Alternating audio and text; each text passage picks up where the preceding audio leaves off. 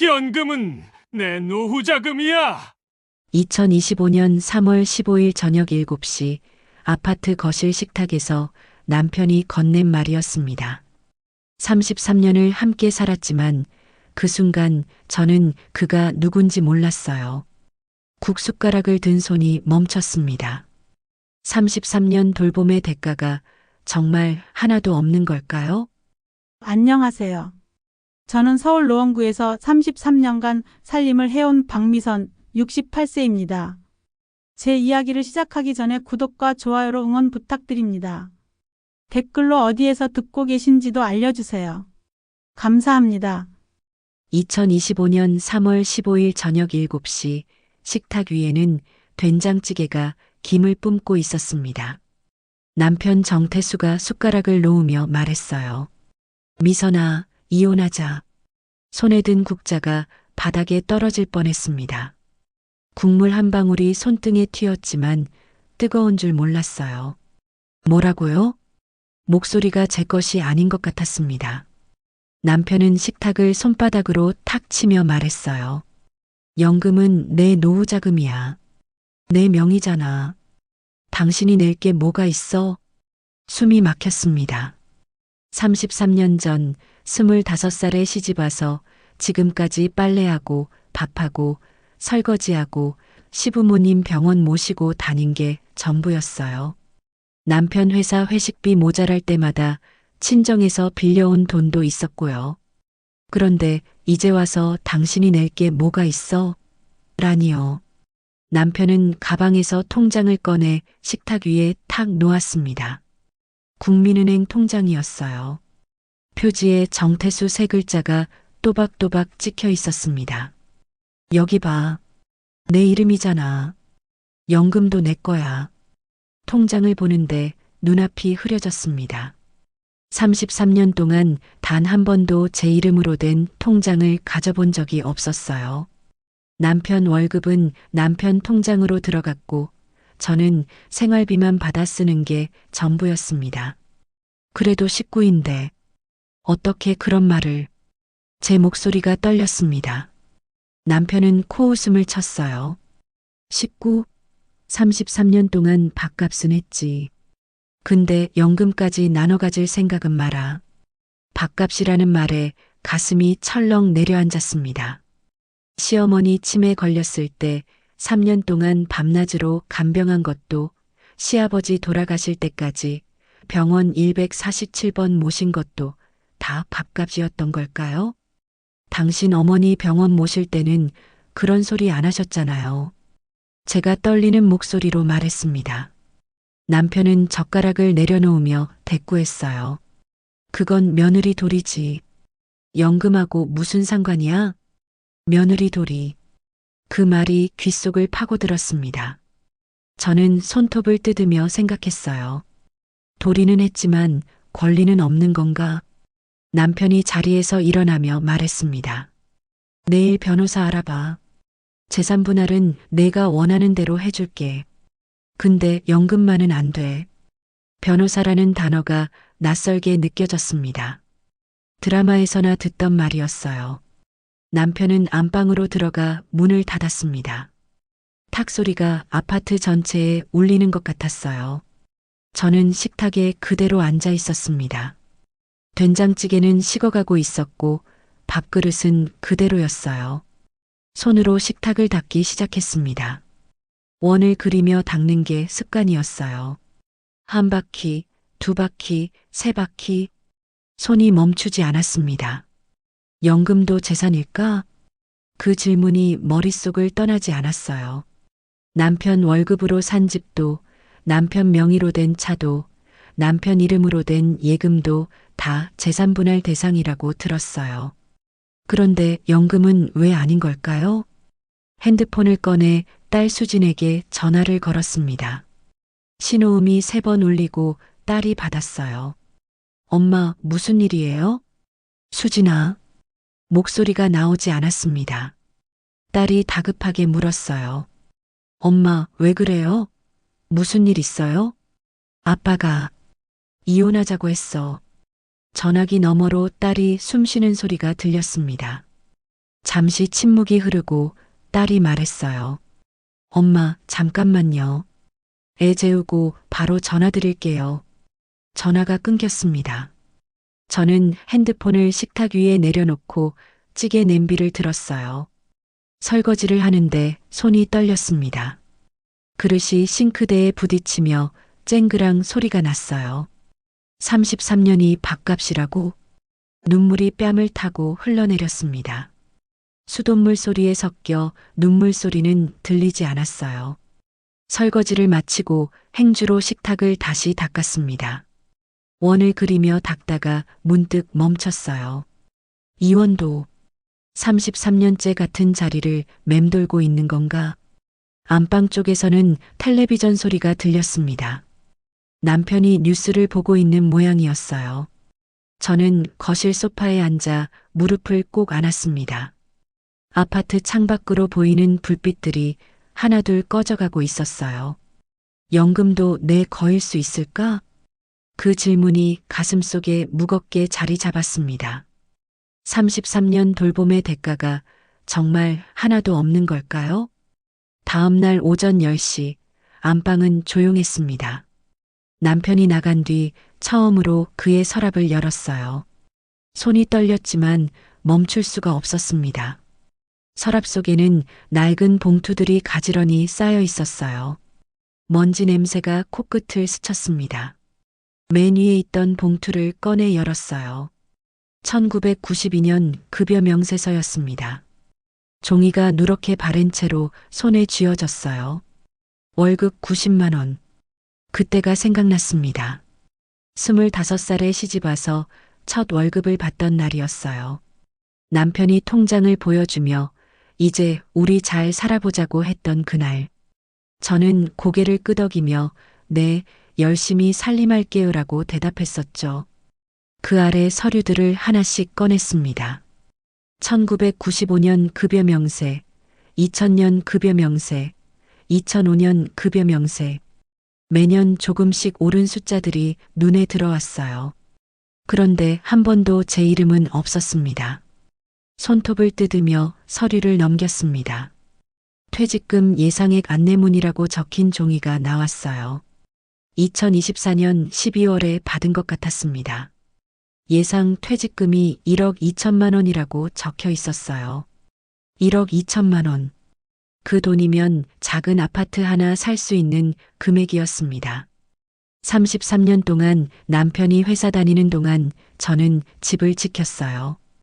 밥 짓고 빨래하고 시부모님 병원 모시고.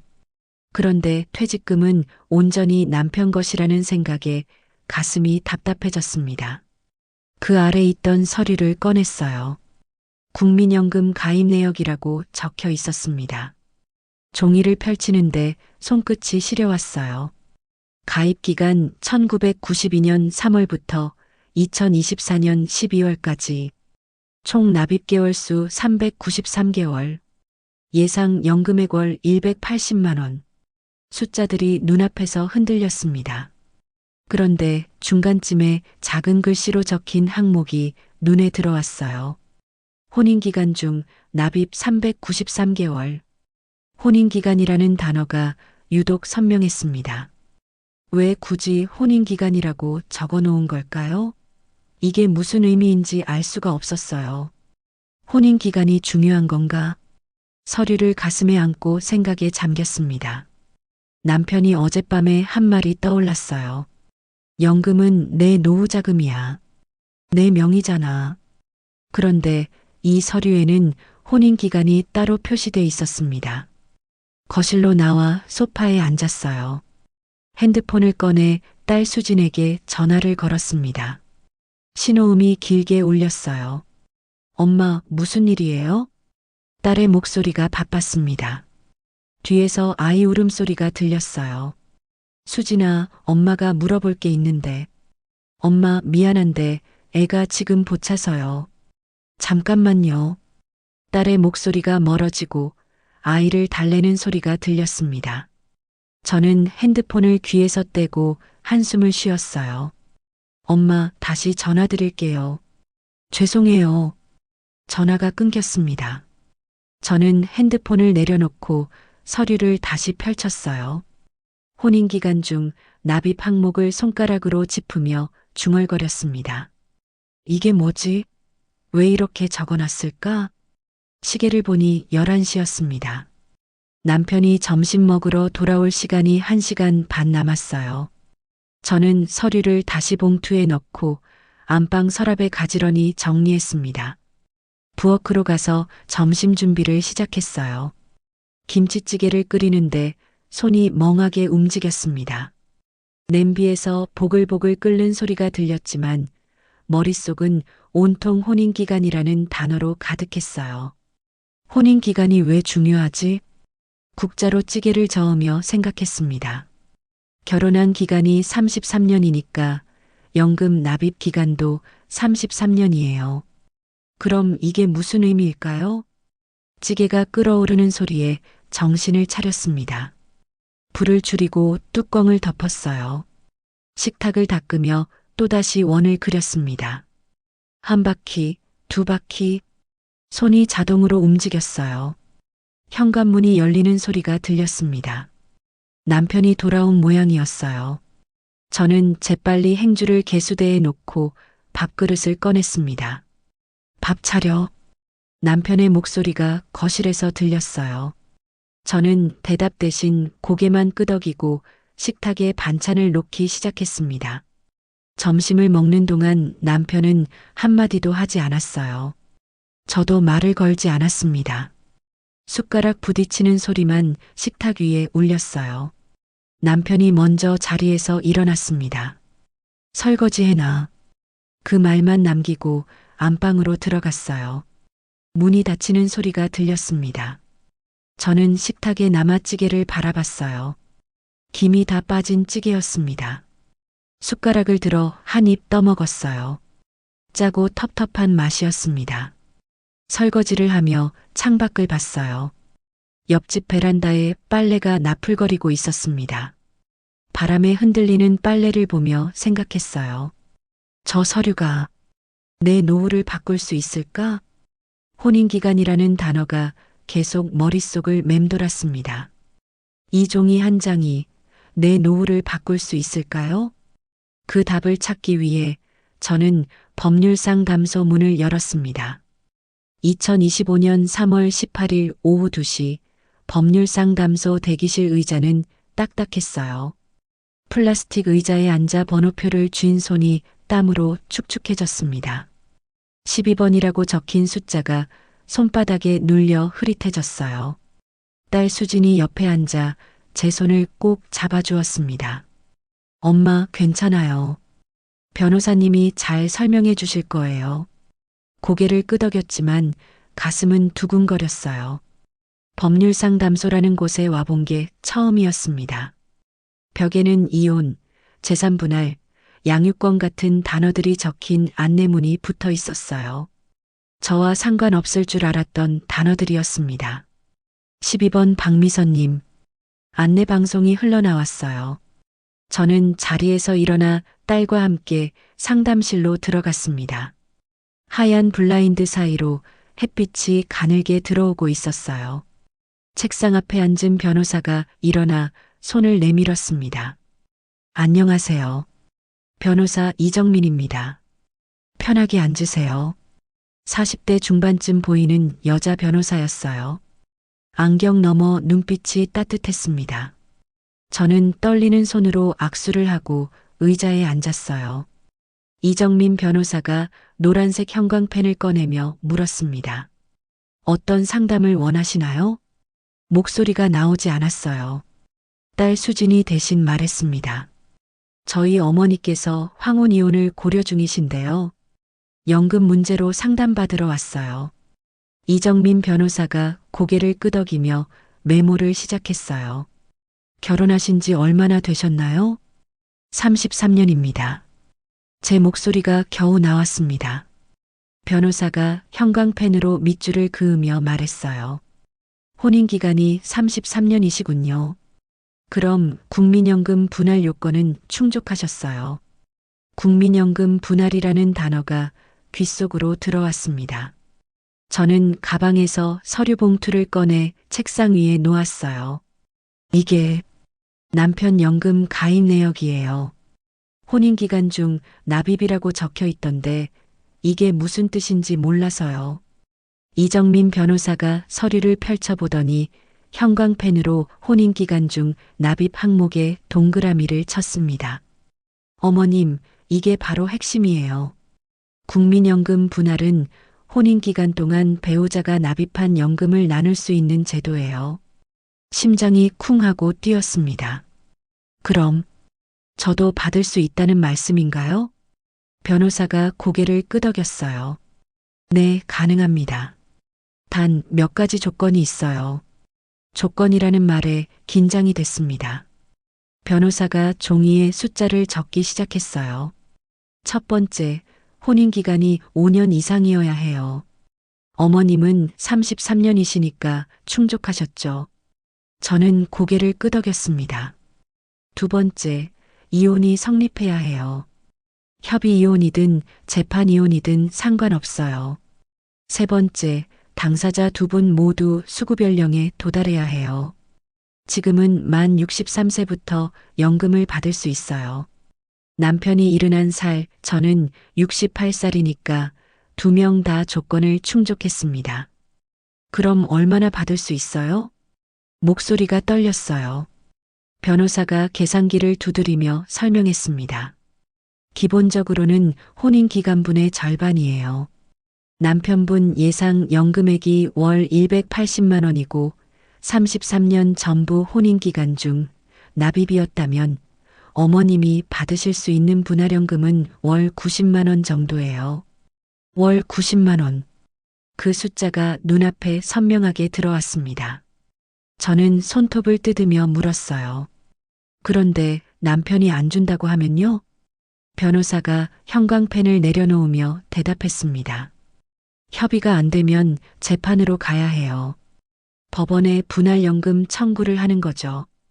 그리고 중요한 건 분할 비율을 조정할 수도 있다는 거예요. 조정이요? 네. 기본은 절반이지만 어머님이 혼인 중에 기여한 부분이 크면 비율을 더 높일 수 있어요. 예를 들어 시부모님 간병을 오래 하셨다거나 가사노동이 특별히 많았다거나 하는 경우요. 시부모님 간병이라는 말에 가슴이 뛰었습니다. 시어머니 치매로 3년, 시아버지 암투병으로 3년. 모두 합치면 6년이 넘었어요. 간병 기록도 증거가 되나요? 변호사의 눈빛이 달라졌습니다. 물론이죠. 병원 동행 기록, 간병 일지, 진료비 영수증 같은 게 다 증거예요. 혹시 가지고 계신 게 있으세요? 저는 고개를 끄덕이며 말했어요. 가계부가 33년치 있어요. 병원 갈 때마다 날짜랑 내용을 다 적어뒀어요. 이정민 변호사가 눈을 크게 떴습니다. 33년치 가계부요? 어머님, 그거 엄청난 증거예요. 다음에 오실 때 꼭 가져오세요. 가계부가 증거가 된다는 말이 믿기지 않았어요.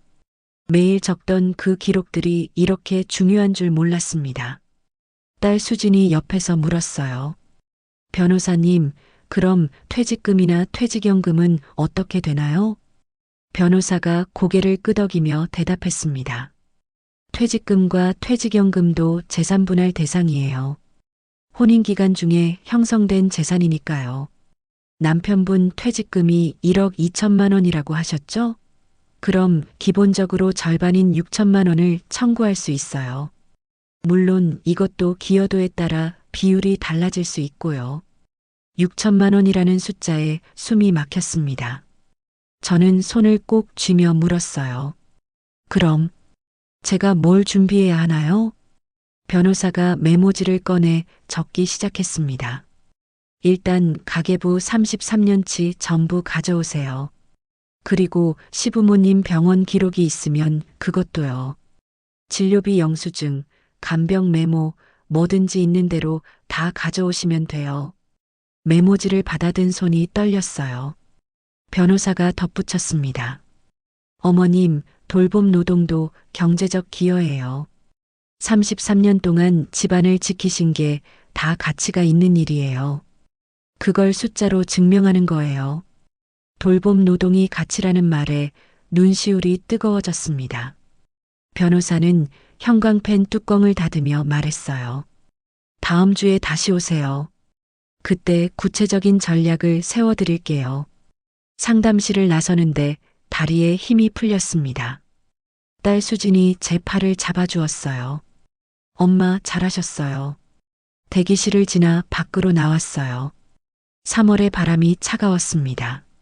저는 가슴속 메모지를 만지며 생각했어요. 돌봄이 숫자가 될 수 있을까? 33년 동안 적어온 가계부가 정말 제 노후를 바꿀 수 있을까요? 집으로 돌아온 저는 33년의 흔적을 꺼내기 시작했습니다. 2025년 3월 20일 오전 안방 장롱 매뉴 칸을 열었어요. 먼지가 푸석 날렸습니다. 손을 뻗어 낡은 상자를 꺼냈어요. 상자 뚜껑에는 가계부라고 제 손글씨로 적혀 있었습니다. 뚜껑을 열자 가계부들이 빼곡하게 쌓여 있었어요.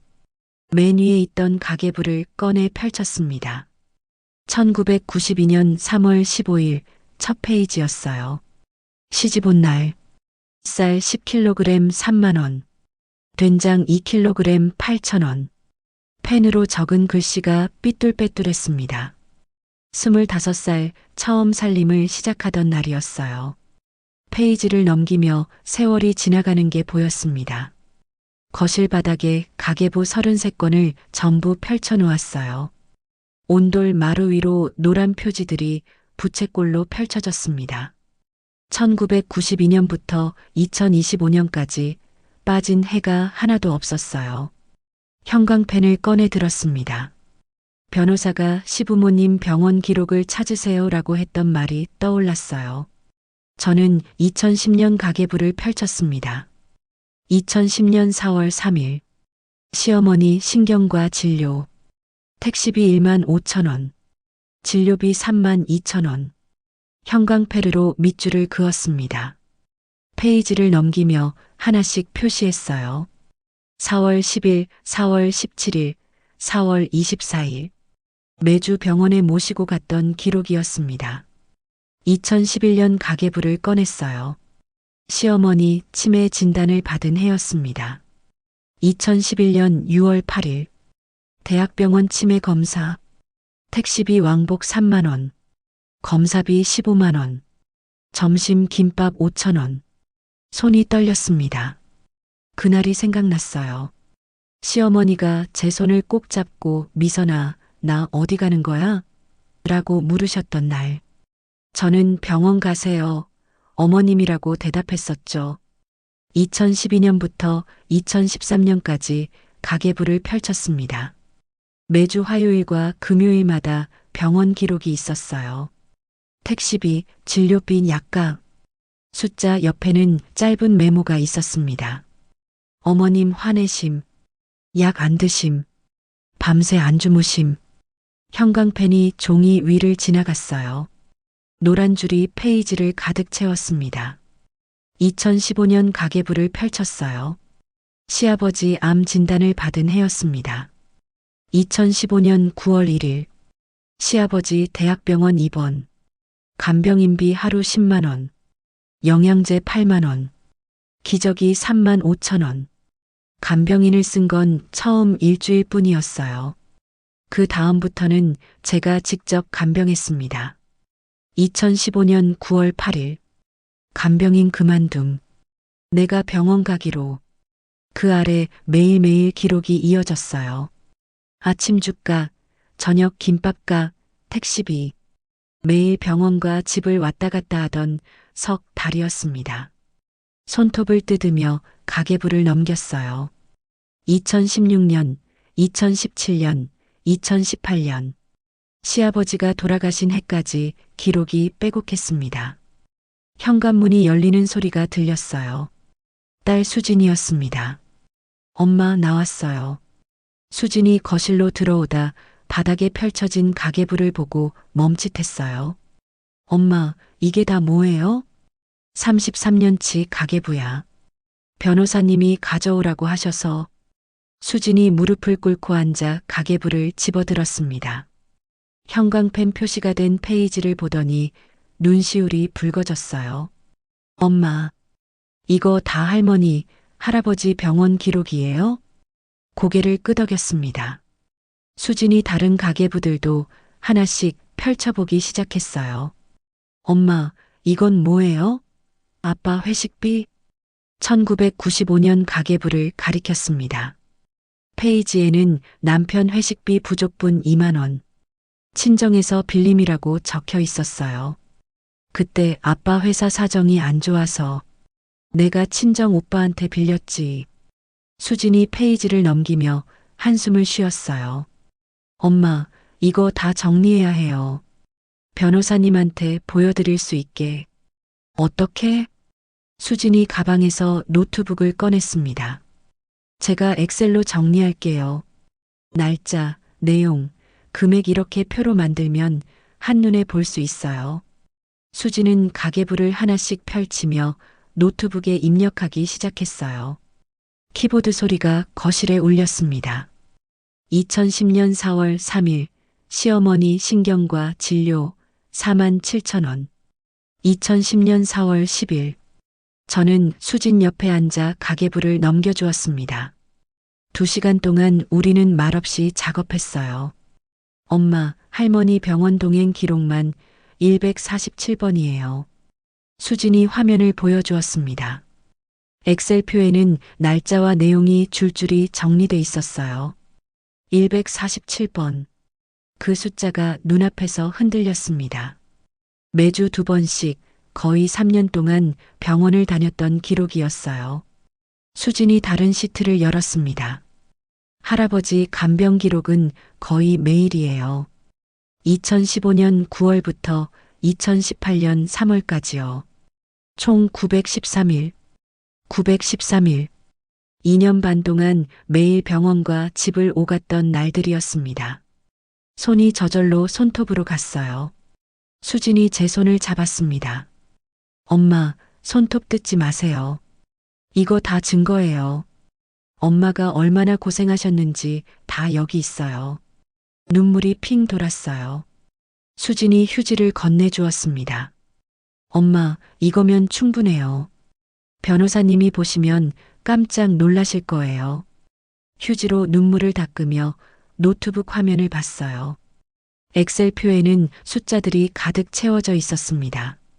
147번의 병원 동행, 913일의 간병, 그리고 셀 수 없이 많은 살림 기록들. 돌봄이 숫자가 되는구나. 33년 동안 제가 해온 일들이 화면 속에서 빛났습니다. 수진이 파일을 저장하며 말했어요. 엄마, 내일 이거 출력해서 변호사님한테 드리러 가요. 저는 고개를 끄덕이며 가계부들을 바라봤습니다. 33건의 가계부가 거실 바닥을 덮고 있었어요. 노란 형광펜 표시가 석양빛에 반짝였습니다.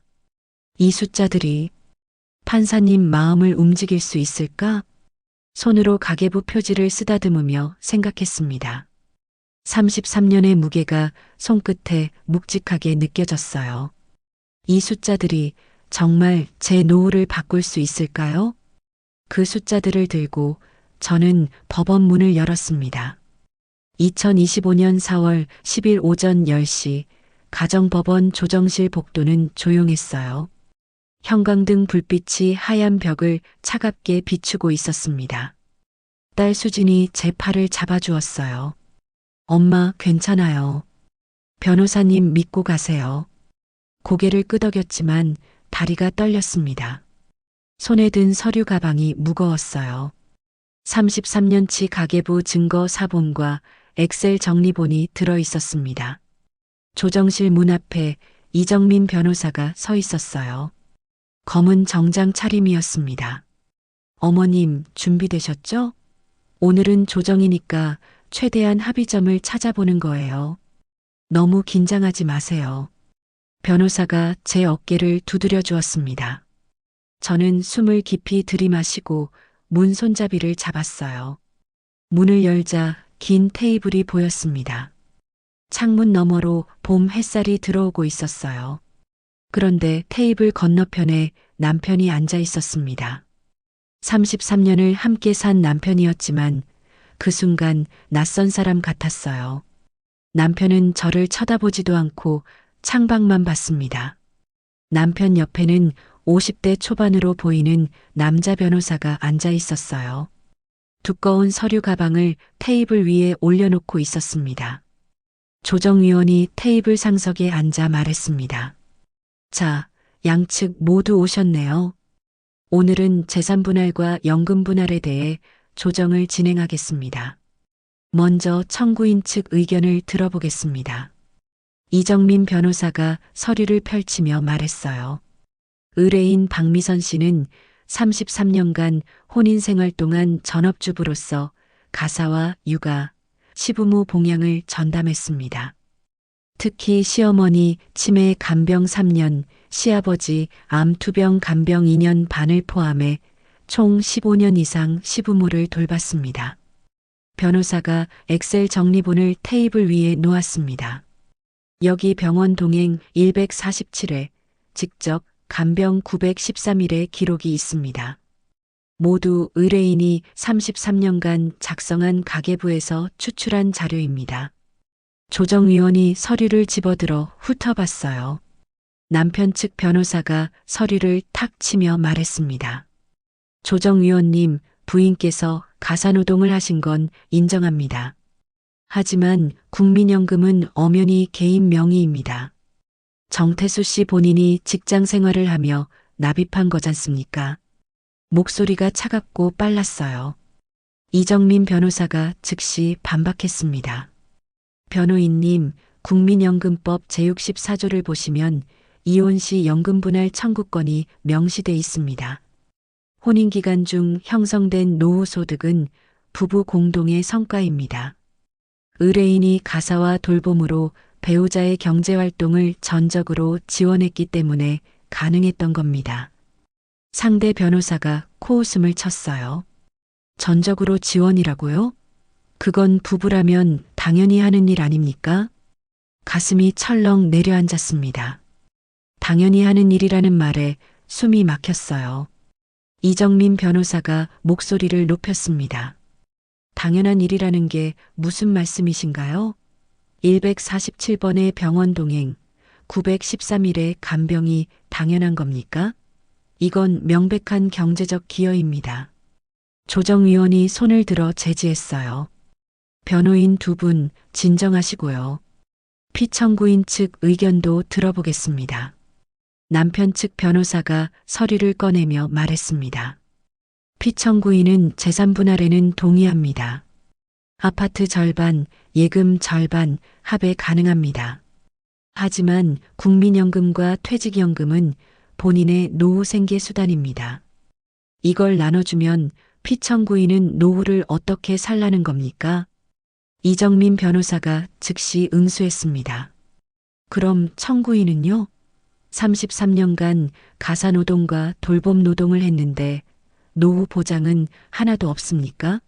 청구인은 국민연금에 가입조차 하지 못했습니다. 배우자의 경제활동을 지원했기 때문입니다. 상대 변호사가 손가락으로 테이블을 두드렸어요. 그래서 재산분할을 하는 거 아닙니까?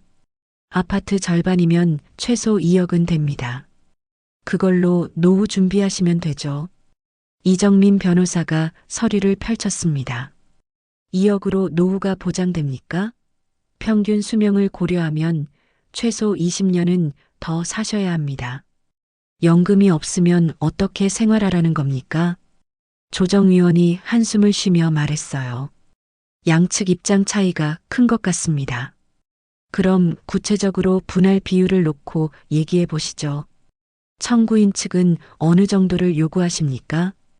이정민 변호사가 대답했습니다. 국민연금은 혼인기간분의 60%, 퇴직연금과 퇴직금은 각각 60%를 청구합니다. 장기 돌봄 기여도를 반영한 비율입니다. 60%라는 숫자에 남편이 처음으로 고개를 돌렸어요. 제 눈을 똑바로 쳐다봤습니다. 눈빛이 차갑게 식어 있었어요. 상대 변호사가 손을 휘저으며 말했습니다. 60%요? 말도 안 됩니다. 법정 기본 비율은 50%입니다.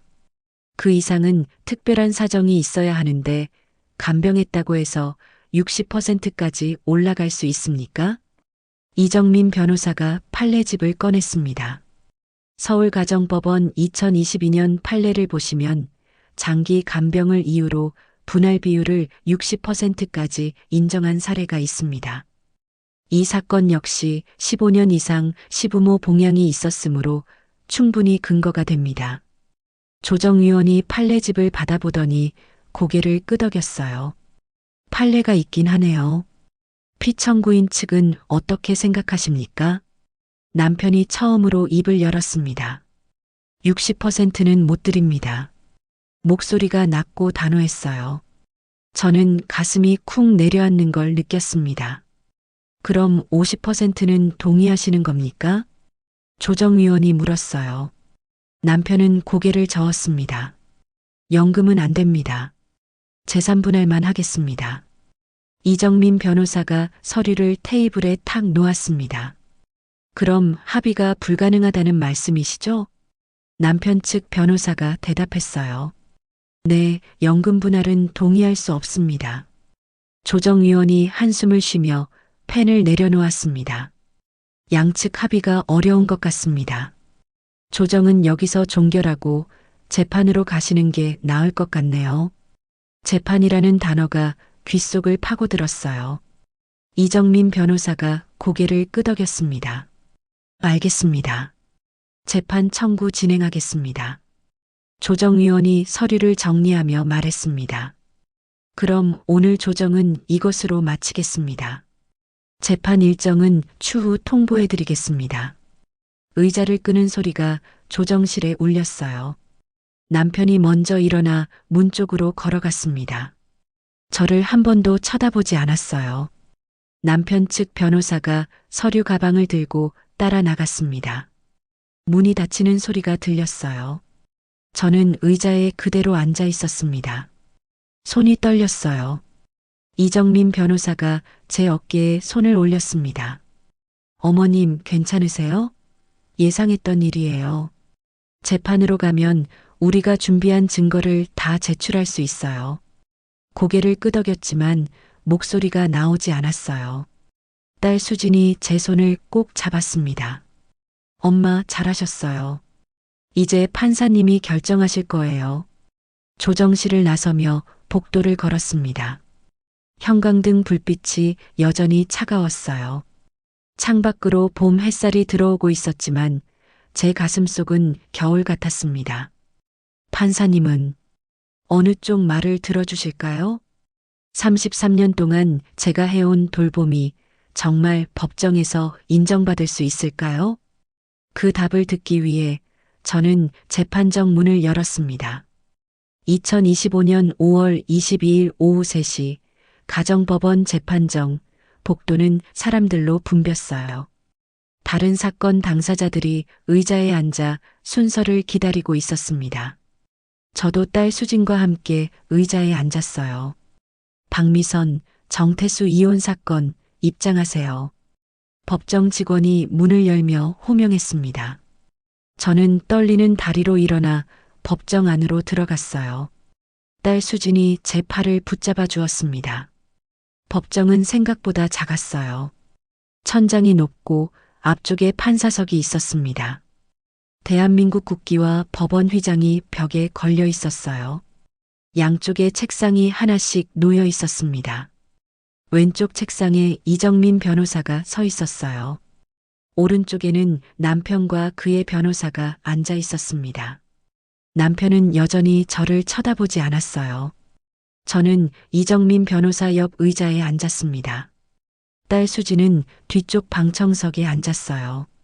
손에 든 핸드백이 땀으로 축축해졌습니다. 기립. 법정 직원의 목소리가 울렸어요. 모두 자리에서 일어났습니다. 문이 열리며 판사가 들어왔어요.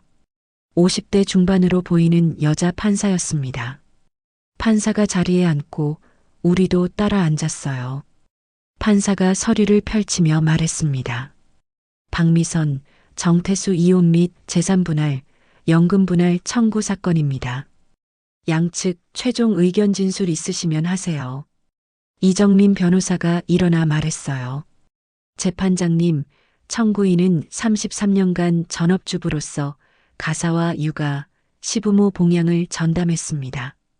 특히 시부모 간병 15년, 병원 동행 147회, 직접 간병 913일의 기록이 있습니다. 이는 단순한 가사노동이 아니라 배우자의 경제활동을 가능하게 한 핵심 기여입니다. 변호사가 가계부 사본 뭉치를 제출했어요. 이 가계부 33건은 청구인이 33년간 작성한 것으로 모든 돌봄 기록이 날짜별로 정리돼 있습니다. 이를 근거로 국민연금 분할 비율 60%, 퇴직연금 및 퇴직금 분할 비율 60%를 청구합니다. 판사가 고개를 끄덕이며 서류를 받아들었어요. 남편 측 변호사가 일어났습니다. 재판장님, 피청구인은 간병 사실을 부인하지 않습니다. 하지만 그것이 60%까지 비율을 올릴 근거가 되는지 의문입니다. 법정 기본 비율인 50%가 적정하다고 봅니다. 판사가 두 변호사를 번갈아 보며 물었습니다. 피청구인 측은 50%는 동의한다는 말씀이신가요? 남편 측 변호사가 잠시 망설이더니 대답했어요. 재산 분할은 50% 동의합니다. 하지만 연금도 재산입니다. 판사가 끊어 말했어요. 법정이 조용해졌습니다. 국민연금법 제64조에 따르면 이혼 시 배우자는 상대방의 국민연금 중 혼인기간에 해당하는 연금을 분할받을 수 있습니다. 퇴직연금과 퇴직금 역시 혼인기간 중 형성된 재산이므로 분할 대상입니다. 판사의 목소리가 법정에 울렸어요. 저는 숨을 죽이고 들었습니다. 다만 분할 비율을 정하는 데 있어서는 기여도를 고려해야 합니다. 제출된 증거를 검토한 결과 판사가 가계부 사본을 들어 올렸어요. 청구인은 33년간 가사노동뿐 아니라 시부모 장기 간병을 수행했습니다. 시어머니 치매 간병 3년, 시아버지 암 투병 간병 2년 반. 이는 단순한 부부간 협조를 넘어선 특별한 기여로 인정됩니다. 가슴이 쿵쿵 뛰었어요. 판사가 서류를 내려놓으며 계속 말했습니다. 또한 청구인이 제출한 가계부 33건은 매우 상세하고 신빙성이 높습니다. 일자별로 기재된 병원 동행 기록, 간병 내용, 지출 내역 등은 청구인의 기여를 구체적으로 입증합니다. 이정민 변호사가 제 손을 살짝 쥐어주었어요. 손바닥에 땀이 났습니다. 판사가 판결문을 펼치며 말했습니다. 이에 재판부는 다음과 같이 판단합니다. 법정이 숨소리조차 들리지 않을 만큼 조용해졌어요. 저는 두 손을 꼭 쥐었습니다. 첫째, 청구인과 피청구인의 이혼을 인용합니다. 이혼이라는 단어가 귀를 때렸어요. 33년 결혼 생활이 한 문장으로 끝나는 순간이었습니다. 둘째, 재산 분할은 청구인과 피청구인이 각각 50%씩 분할합니다. 아파트, 예금, 차량 등 혼인 중 형성된 모든 재산이 포함됩니다. 예상했던 내용이었어요. 저는 다음 말을 기다렸습니다. 셋째, 국민연금 분할에 관하여. 판사가 잠시 멈췄어요. 그 침묵이 영원처럼 느껴졌습니다. 청구인의 장기 돌봄 및 가사노동 기여를 인정하여 피청구인의 국민연금 중 혼인기간에 해당하는 부분의 55%를 청구인에게 분할합니다. 55%, 60이 아니라 55. 하지만 기본 50보다 높았어요. 제 돌봄이 인정받은 겁니다. 넷째, 퇴직연금 및 퇴직금에 관하여. 판사가 다시 서류를 넘겼어요. 청구인의 시부모 봉양 15년, 특히 직접 간병 913일은 특별한 기여로 인정됩니다. 이에 퇴직연금 및 퇴직금 역시 55%를 청구인에게 분할합니다. 눈물이 핑 돌았어요. 손으로 입을 막았습니다. 55%, 1억 2천만 원의 55%면 6,600만 원. 그 돈이면 작은 아파트 하나 살 수 있었어요. 판사가 마지막 장을 넘기며 말했습니다. 이상으로 판결을 마칩니다. 판결문은 선고 후 일주일 내로 송달하겠습니다. 망치가 책상을 두드리는 소리가 울렸어요. 탕! 그 소리와 함께 33년이 끝났습니다. 기립! 법정 직원의 목소리에 모두 자리에서 일어났어요.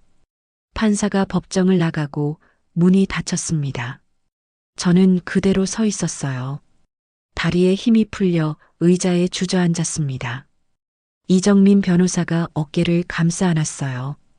어머님, 이기셨어요. 55% 인정받으신 거예요. 뒤에서 딸 수진이 달려와 제 손을 꼭 잡았습니다. 엄마, 해냈어요.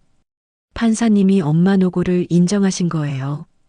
눈물이 뺨을 타고 흘러내렸어요. 수진이 휴지를 건네주었지만 계속 눈물이 났습니다. 기쁨인지 슬픔인지 알 수 없는 눈물이었어요. 건너편을 보니 남편이 고개를 떨구고 앉아 있었어요. 남편 측 변호사가 뭔가 말하고 있었지만 남편은 대꾸하지 않았습니다. 법정을 나서며 복도를 걸었어요. 다리가 휘청거렸지만 딸이 붙잡아 주었습니다. 복도 창문 너머로 5월 햇살이 쏟아지고 있었어요. 법원 건물 밖으로 나왔습니다. 바람이 불어왔어요. 따뜻한 5월 바람이었습니다. 수진이 제 손을 잡고 말했어요. 엄마, 이제 내 노후는 달라질까요? 저는 딸의 손을 꼭 쥐고 고개를 끄덕였습니다. 하지만 가슴속에서는 다른 질문이 떠올랐어요. 판결문 한 장이면 정말 끝일까요? 33년을 한 문장으로 정리한 판결문. 55%라는 숫자. 그것만으로 제 노후가 보장되는 걸까요? 판결이 확정되고 2주일 뒤 저는 다시 서류를 들고 어딘가로 향했습니다. 2025년 6월 5일 오전 11시 국민연금공단 노원지사 앞에 섰어요. 유리문 너머로 사람들이 번호표를 뽑고 있었습니다. 저도 문을 밀고 들어갔어요. 로비는 넓었습니다. 의자에 앉아 순서를 기다리는 사람들로 가득했어요. 대부분 제 또래나 더 나이 든 어르신들이었습니다. 번호표 발급기 앞으로 갔어요. 연금 청구라고 적힌 버튼을 눌렀습니다. 삐소리와 함께 번호표가 나왔어요.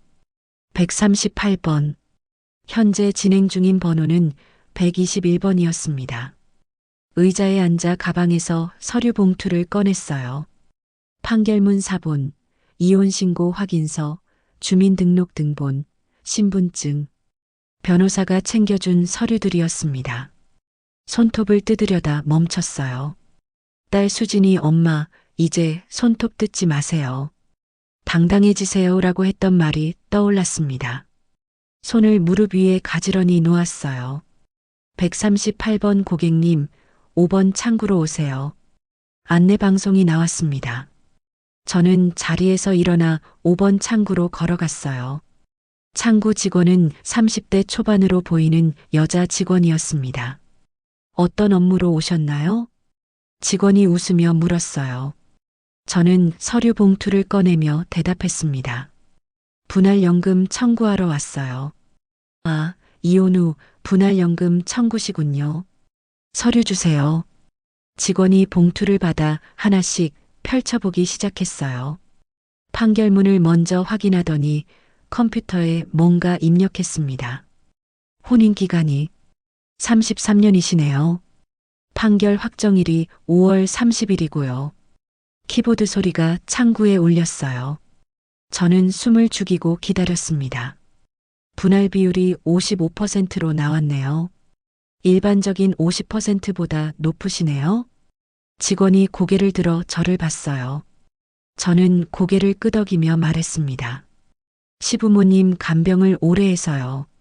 아, 그러셨구나. 고생 많으셨겠어요. 직원의 목소리가 부드러워졌어요. 다시 서류를 확인하기 시작했습니다. 서류는 다 갖춰오셨네요. 그런데 한 가지 확인하셔야 할 게 있어요. 뭔가요? 가슴이 쿵 내려앉았습니다. 혹시 뭔가 문제가 있는 건가 싶었어요. 신청 기한이요. 판결 확정 후 3년 이내에 청구하셔야 해요. 오늘이 확정일로부터 6일째니까 괜찮으세요. 근데 이거 늦으면 권리가 소멸돼요. 3년이라는 숫자가 귀에 들어왔어요. 3년 안에 신청하지 않으면 판결을 받아도 소용없다는 말이었습니다. 알겠습니다. 오늘 바로 접수할 수 있나요? 네, 지금 바로 처리해 드릴게요. 직원이 서류를 정리하며 설명했어요. 분할연금은 원래 배우자분이 연금을 받기 시작할 때부터 지급돼요. 배우자분이 현재 73이니까 이미 수급연령이에요. 그럼 어머님도 바로 청구 가능하세요. 그럼 언제부터 받을 수 있어요? 목소리가 떨렸습니다. 직원이 계산기를 두드렸어요. 신청일로부터 처리 기간이 한 달 정도 걸려요. 늦어도 7월 초에는 첫 지급이 나갈 거예요. 7월. 한 달 뒤. 그때부터 제 이름으로 연금이 들어온다는 말이었어요. 직원이 신청서를 꺼내 펜을 건넸습니다. 여기 성함이랑 주민등록번호 적어주시고요. 여기는 서명란이에요. 종이 위에 펜을 올렸어요. 손이 떨려 글씨가 흔들렸습니다. 박미선이라고 적었어요. 서명란에도 이름을 썼습니다. 입금 받으실 계좌번호도 적어주세요. 계좌번호를 적으며 생각했어요. 이 계좌로 내 이름으로 연금이 들어오는구나. 직원이 서류를 받아 도장을 쾅쾅 찍었습니다. 복사기로 가서 사본을 뽑아왔어요. 접수 중이에요. 잘 보관하세요. 접수증을 받아든 손이 떨렸습니다. 분할연금 청구 접수 완료라고 적혀 있었어요. 오늘 날짜와 접수번호가 찍혀 있었습니다. 한 달 뒤에 지급 안내 문자 받으실 거예요. 그때 첫 연금액 확인하시면 돼요. 감사합니다. 목소리가 겨우 나왔어요. 저는 접수증을 가방에 넣고 자리에서 일어났습니다. 창구를 떠나며 로비를 걸었어요. 창구 유리에 비친 제 모습이 보였습니다. 68세 박미선. 주름이 깊고 머리엔 흰머리가 섞여 있었어요. 하지만 어깨가 조금 펴져 있었습니다. 조금 단단해진 것 같아. 유리문을 밀고 밖으로 나왔어요. 6월의 햇살이 따가웠습니다. 버스 정류장으로 걸으며 가방 속 접수증을 만졌어요. 판결문 받았을 때와는 다른 기분이었어요. 판결문은 받아낼 권리였다면 이 접수증은 실제로 받게 될 현실이었습니다. 버스를 기다리며 하늘을 봤어요. 구름 한 점 없이 맑았습니다. 핸드폰을 꺼내 딸에게 문자를 보냈어요. 수진아, 연금 신청 끝났어. 다음 달부터 받는데. 답장이 금방 왔습니다. 엄마 대단하세요. 저녁에 갈게요. 축하해요. 문자를 보며 미소가 지어졌어요. 33년 만에 제 이름으로 받는 소득. 누군가의 배우자도 누군가의 며느리도 아닌 박미선 이름으로. 버스가 왔습니다. 계단을 올라 카드를 찍고 자리에 앉았어요. 창밖으로 풍경이 흘러갔습니다. 이제 마지막 남은 건 뭘까? 접수도 끝났고 한 달 뒤면 연금도 받습니다. 아파트와 예금 분할도 곧 끝날 거예요. 그럼 정말 끝인 걸까요? 아니면 새로운 시작인 걸까요? 그 답은 한 달 뒤에 찾아왔습니다. 2025년 7월 15일 오전 9시 핸드폰에서 알림음이 울렸어요. 화면을 보니 국민연금공단에서 온 문자였습니다. 박미선님 분할연금 지급이 개시되었습니다. 지급액은 월 99만 원입니다. 99만 원. 원래 예상했던 90만 원보다 조금 더 많았어요. 55%로 비율이 올라간 덕분이었습니다. 저는 핸드폰을 들고 소파에 앉았어요. 문자를 다시 읽고 또 읽었습니다. 박미선님이라는 세 글자가 유독 선명했어요. 은행 앱을 열었습니다. 계좌를 확인하니 오늘 오전 8시에 입금된 내역이 있었어요. 국민연금공단 분할연금 99만 원. 제 이름으로 들어온 첫 연금이었습니다. 남편 명의도 생활비 계좌도 아닌 박미선 이름의 통장으로 화면을 손가락으로 쓰다듬었어요. 이게 내 노후구나. 33년 만에 처음으로 제 이름으로 받는 소득이었습니다. 가슴이 뛰었어요. 기쁨인지 허전함인지 둘 다인지 알 수 없었습니다. 창밖을 봤어요.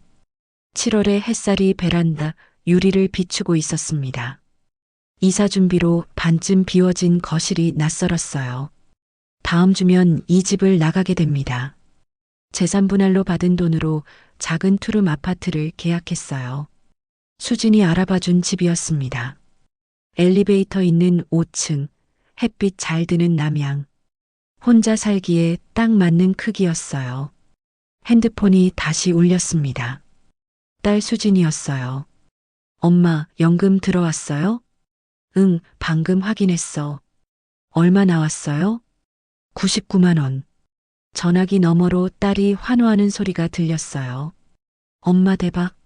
예상보다 많이 나왔네요. 55% 받으셔서 그런가 봐요. 그런가 봐. 목소리가 잠겼어요. 딸이 조용히 물었습니다. 엄마, 괜찮으세요? 목소리가 좀. 괜찮아. 그냥 실감이 안 나서. 당연하죠. 엄마 평생 처음 받는 거잖아요. 오늘 저녁에 갈게요. 엄마 좋아하시는 삼겹살 사갈게요. 그래, 고마워. 전화를 끊고 다시 계좌 화면을 봤어요. 99만 원. 이 돈으로 뭘 할 수 있을까요? 월세 걱정은 없어요. 작은 아파트지만 제 명의니까요. 생활비로 쓰고 병원비 떼고 조금씩 모으면 손주 용돈도 줄 수 있을 거예요. 누군가의 부속물이 아니라 나로 사는 거구나. 소파에서 일어나 부엌으로 갔어요. 싱크대 서랍을 열어 가계부 한 권을 꺼냈습니다. 새 가계부였어요. 표지에 2025년 7월이라고 적었습니다. 첫 페이지를 펼치고 펜을 들었어요. 2025년 7월 15일 국민연금공단 분할연금 99만 원 입금. 글씨를 쓰는데 손이 떨리지 않았어요. 33년 전 첫 가계부를 쓸 때처럼 삐뚤빼뚤하지도 않았습니다. 또박또박 제 이름 옆에 금액을 적었어요. 페이지를 넘겨 다음 항목을 적기 시작했습니다. 7월 20일 이사 예정, 박스 정리, 8월 새집 정리, 커튼 화분, 앞으로 해야 할 일들을 하나씩 적어 내려갔어요. 시부모 병원 일정도 남편 회식비도 없는 가계부였습니다. 오로지 제 일정만 적힌 가계부를 덮고 창밖을 봤어요. 옆집 베란다에 빨래가 바람에 흔들리고 있었습니다. 저도 새집 베란다에 화분을 놓아야겠다고 생각했어요. 제가 좋아하는 제라늄으로 핸드폰을 다시 들어 문자함을 열었습니다. 국민연금공단 문자를 다시 한번 읽었어요. 박미선님, 분할연금 지급이 개시되었습니다. 박미선님, 그 호칭이 낯설면서도 뿌듯했습니다. 누구의 아내도 누구의 며느리도 아닌 그냥 박미선. 68세 박미선. 식탁으로 가서 앉았어요. 테이블을 손으로 닦기 시작했습니다. 습관적으로 원을 그리다가 손을 멈췄어요. 원이 아니라 직선을 그었습니다. 왼쪽에서 오른쪽으로 쭉. 이제 내 노후는 내 선택이구나. 33년 동안 다른 사람의 시간표로 살았어요. 남편 출근 시간에 맞춰 아침 차리고 시부모 병원 시간에 맞춰 택시 타고 남편 퇴근 시간에 맞춰 저녁 차리고 이제는 제 시간표로 살 수 있어요. 핸드폰에 알람을 설정했습니다. 매월 15일 마이너스 연금 확인. 매달 이날이면 99만 원이 들어올 거예요. 판결문이 유효한 한 계속. 저녁 6시 현관 초인종이 울렸습니다. 딸 수진이었어요. 손에 삼겹살 봉지를 들고 있었습니다. 엄마 왔어요. 어서 와.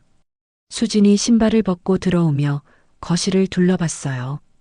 와, 이사 준비 많이 하셨네요. 거의 다 정리됐어요? 응. 이제 조금만 더 하면 돼. 저는 부엌으로 가서 고기 굽는 판을 꺼냈어요. 수진이 뒤따라 들어와 상추를 씻기 시작했습니다. 엄마, 오늘 기분 어때요? 첫 연금 받으신 날인데. 글쎄, 기쁘기도 하고 허전하기도 하고 당연하죠. 33년이 끝난 건데 고기를 굽는 냄새가 퍼졌어요. 수진이 상추에 고기를 싸서 제 입에 넣어줬습니다. 엄마 고생하셨어요. 정말. 고기를 씹으며 눈물이 핑 돌았어요. 수진이 제 손을 잡았습니다. 엄마, 이제 엄마 인생 사세요. 하고 싶은 거 하시고 하고 싶은 게 뭔지 모르겠네. 천천히 찾으시면 돼요. 시간 많으시잖아요. 그날 밤 수진을 배웅하고 혼자 남은 거실에 앉았어요. 텅 빈 공간이 조용했습니다. 조용하지만 무섭지 않았어요. 핸드폰을 들어 은행 앱을 다시 열었어요.